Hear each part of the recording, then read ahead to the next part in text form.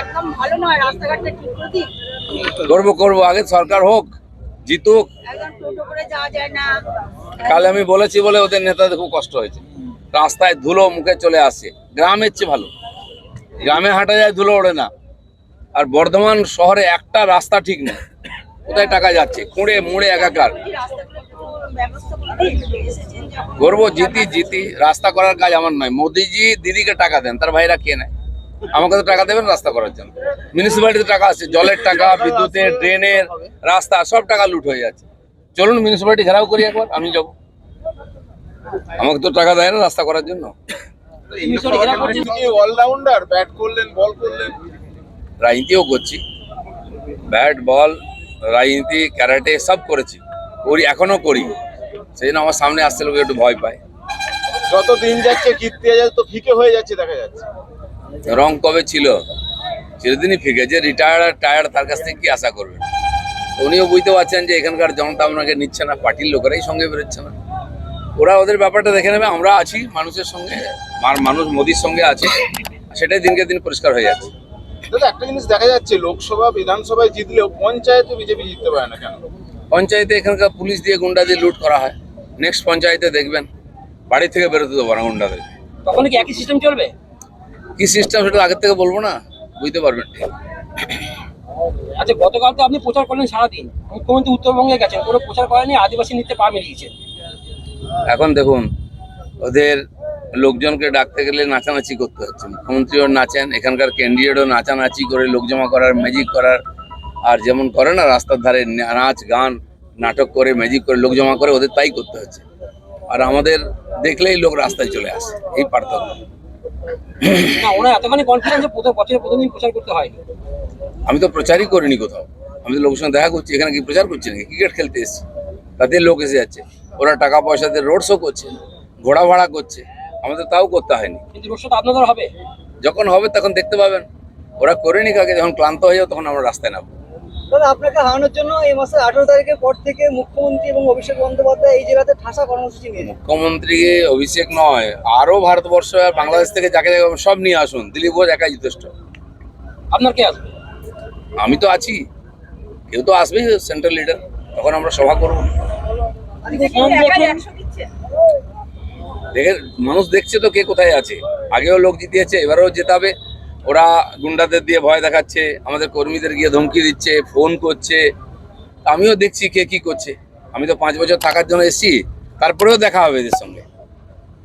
সংগঠন নিয়ে অনেক প্রশ্ন উঠছে, পুরনো নেতারা নামছে না, পুরনো কর্মীরা নামছে না, এনে দলের ভিতরে প্রচুর ক্ষোভ রয়েছে আর কি। আপনাদের মধ্যে ক্ষোভ আছে, বিজেপির মধ্যে কোনো ক্ষোভ নেই। মাথা ঠিক করে নিয়ে আপনারা টিএমসির মতো কথা বলবেন না। টিএমসির কোথাও সংগঠন নাই, গুন্ডা আছে আর পুলিশ আছে। দিলীপ ঘোষ যে বুথে যাবে ওখানে 10টা লোক আমার বেরোবে। আর কেউ একজন বলে দিক যে বেরোচ্ছে না এমন বিজেপির কে আছে, সে বিজেপি নয় যে বেরোচ্ছে না, সে কেন বিজেপির হয়ে বেরোবে? কি গো, বিজেপির লোক বিজেপি বেরোবে, টিএমসি কংগ্রেস কেন বেরোবে? হ্যাঁ, টিএমসি সিপিএম কংগ্রেস সব বিজেপির জন্য বেরোবে। এপ্রিল মাসটা শেষ হতে দিন। আর বুথেই কর্মী পাবেন? পাবেন নয়, কর্মীরাই বেরিয়েছে, দেওয়াল লিখছে, আমার সঙ্গে ঘুরুন আপনারা। বুথে বসবে? বুথেগুলো বসবে না, বুথ সামলাবে। আর কেউ বাইরে থেকে যদি যায়, সে কিভাবে ফিরে আসবে সেটা আমরাই ঠিক করে নেবো। আগেরবার তো মার খেয়েছিল, কেউ তো পাশে দাঁড়াননি বলছে, অভিযোগ ওদের। গতবারে বুথে মার খায়নি, বুথের পরে গন্ডগোল হয়েছে। এবারে সেটা হতে দেবো না। দিলীপ ঘোষ এসছে তো, বলে দেবেন ওদেরকে। দিলীপ ঘোষ যেখানে যায় সেখানে মূল শুদ্ধ উপড়ে ফেলে, নাহলে মেদিনীপুরে ফোন করে নিতে বলবো।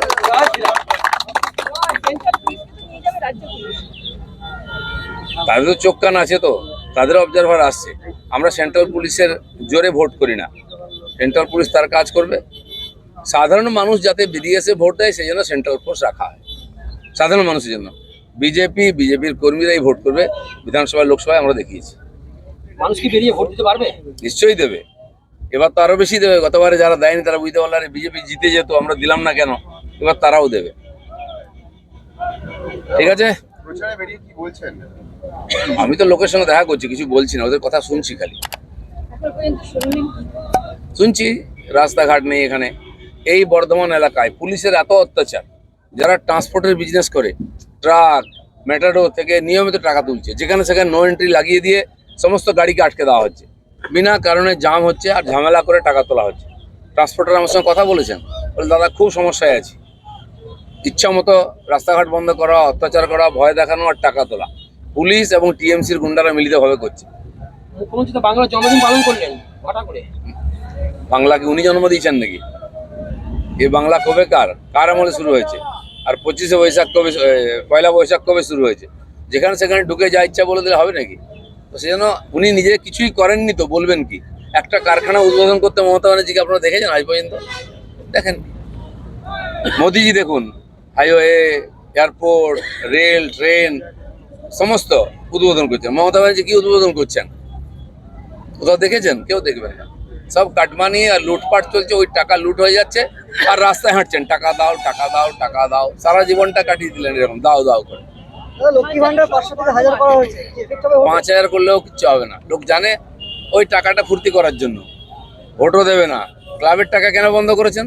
600 কোটি টাকা ক্লাবকে দিতেন, 1,00,000 2 লাখ করে, ভোটটা বিজেপি পেয়ে গেল, টাকাটা ওদের নিয়ে নিল। না, পাবলিকের টাকা নিচ্ছে আর যে সরকার হবে তাকে ভোট দেবে।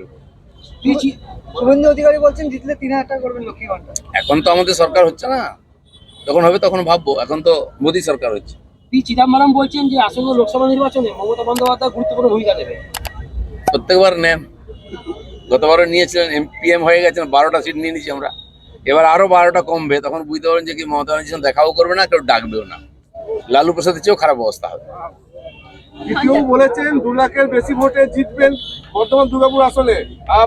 মুখ্যমন্ত্রীকে প্রধানমন্ত্রী দেখতে চান তিনি। উনি আগে বর্ধমানটা জিতুন, তারপরে মুখ্যমন্ত্রী প্রধানমন্ত্রী হবেন। 4 তারিখ অবধি লাফালাফি করুন, যতক্ষণ না ভোট গণনা হচ্ছে ততক্ষণ কীর্তি আজাদ জিতবেন। ভোট গণনা শেষ হলে বিজেপি জিতবে। চিদম্বরম যদি বলে যে কি ফ্যাক্টর মমতা ব্যানার্জি? হ্যাঁ, হাওয়া দিচ্ছেন, আর তো কেউ সামনে আসছে না। সারা ভারতবর্ষে কোনো নেতা দেখছেন মোদিজির সামনে? কেউ ভয়ে যাচ্ছে না। মমতা ব্যানার্জিকে ডেকে নিয়ে ওরা লাফালেন, মমতা ব্যানার্জি বুঝে গেলেন কোনো চান্স নেই, বাড়ি চলে এসছেন। তাহলে কি মমতা ব্যানার্জি সাহস আছে আপনারা যখন মুখ করছে? মমতা ব্যানার্জির সাহস, হাওয়া দেওয়া হচ্ছে। উনি হাওয়া খান তো লোকের, যেন হাওয়া দিচ্ছেন মমতা ব্যানার্জি। গতবারে নামিয়েছেন, এবারে দিদি ঘোরাঘুরি করে বুঝলেন কোথাও কোনো চান্স নেই। বাবার নিজের বাড়িটা বাঁচাও, আর 1 ডজন সিট যদি কম হয়ে যায় দোকান বন্ধ হয়ে যাবে। চলুন, ব্যানার্জি বলছেন 3 ধন্যবাদ। মাস ধরে নির্বাচন করিয়ে দেখেছেন নাকি? দেখুন না, এত ভালো রাস্তাঘাট, এয়ারপোর্ট দেখেছিলেন? বন্দে ভারত ট্রেন দেখেছিলেন? চন্দ্রযান দেখেছিলেন? দেখতে হচ্ছে, ভোটটাও দেখুন। ইতিহাসকে আমি কথা বলি না, উনি আমাকে নিয়ে কথা বলেন, আমার দরকার নেই। के आशीर्वाद मिले वर्धमान वासियों को भी इस उपलक्ष्य में जयंती छठ का और शुभकामना। आयोजकों को भी धन्यवाद जिन्होंने सुबह से उठ करके यहाँ के व्रतियों लोगों को मदद के लिए, स्वागत के लिए यहाँ उपस्थित हुए हैं। और हम लोग आए उन लोगों का दर्शन करने के लिए, हमें भी स्वागत किए, इसलिए उनको धन्यवाद है। हम जानते हैं कि जो नवरात्र होता है, दुर्गा पूजा के समय, काली पूजा के बाद जो छठ होता है, पूरा देश भर में, दुनिया भर में छठ का बहुत बड़ा आयोजन होता है। खाली बिहार के लोग नहीं करते, आजकल बिहार के बाहर के लोग भी छठ पूजा में भाग लेते हैं। बंगाल में हर नदी तालाब में तो इतनी भीड़ होती है, लगता है यही बिहार है। इतने बिहारी है तभी पता चलता है। और यहाँ नहीं है, विदेश में भी, मॉरिशस में भी जो यूपी बिहार के लोग गए थे अंग्रेज के जमाने में, वहाँ गन्ने की खेती करने में, वो आजकल वहाँ राज कर रहे हैं। वहाँ भी बहुत बड़ा तालाब बनाया गया है, गंगा तालाब नाम दिया गया है। मॉरिशस 5000 किलोमीटर दूर, वहाँ भी छठ का बड़ा भव्य आयोजन होता है। हमारे देश के प्रमुख लोग जाते भी हैं। तो ये छोटा क्षेत्र का ये पर्व था बिहार के, पश्चिम बिहार के, और आज देश से लेकर दुनिया तक ये बड़ा फैल गया है। जैसे कि हिंदू भारतीय संस्कृति पूरा दुनिया में फैल रहा है। दुबई में मंदिर बन चुकी है, राम मंदिर, काशी विश्वनाथ, महाकालेश्वर मंदिर के साथ साथ हमारी संस्कृति परंपरा की पूरा प्रचार प्रसार दुनिया भर में हो रहा है, देश देश में हो रहा है।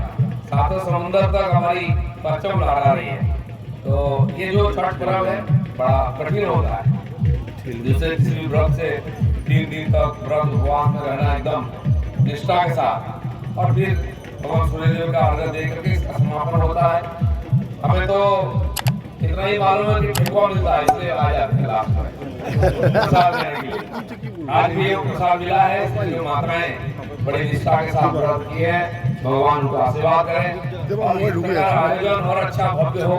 आगे भी हम लोग मदद के लिए रहेंगे। आज इस पावन अवसर पर जिन दिन से भेंट हुई है, जिनसे बात हुई है, भगवान सबको सुख शांति दे, समृद्धि दे प्रदेश में भी शांति हो। इस प्रकार बड़ा भाव आयोजन के साथ हम छठ मनाते रहे, इसी शुभकामना के साथ आयोजकों को फिर एक बार धन्यवाद, सबको धन्यवाद। बोलो छठ माई की। बहुत बहुत धन्यवाद माननीय दिलीप जी को। फिर होती है एवं पिछले 24 वर्षों से हमारी संस्था इसी सदर घाट में सेवा के लिए हाजिर रहती है और ये चैती छठ में भी हमारी संस्था इस बार हाजिर है और आगे भी रहेगी। संख्या बढ़ रही है, श्रद्धालुओं की संख्या बढ़ रही है। সোমবার চাই পে চর্চায় সাংবাদিকদের মুখোমুখি হন দিলীপ ঘোষ। আমি সবসময় ব্যাটিং বোলিং করি, সেই জন্য কেউ আসে না আমার সামনে। যে এসেছে সেও বুঝতে পারছেন। সোমবার সাংবাদিকদের মুখোমুখি হয়ে বললেন দিলীপ ঘোষ, ব্যাট বল রাজনীতি ক্যারাটে সব জানি, এখনও করি। বর্ধমান দুর্গাপুর লোকসভা কেন্দ্রে তৃণমূল প্রার্থী কীর্তি আজাদের উদ্দেশ্যে বলেন, চিরদিনই উনি ফিকে, যে রিটায়ার্ড আর টায়ার্ড তার কাছ থেকে কী আশা করা যায়। উনি নিজেও বুঝতে পারছেন এখানকার জনতা আর নিচ্ছে না, পার্টির লোকেরাই বেরোচ্ছেন না ওনার সাথে।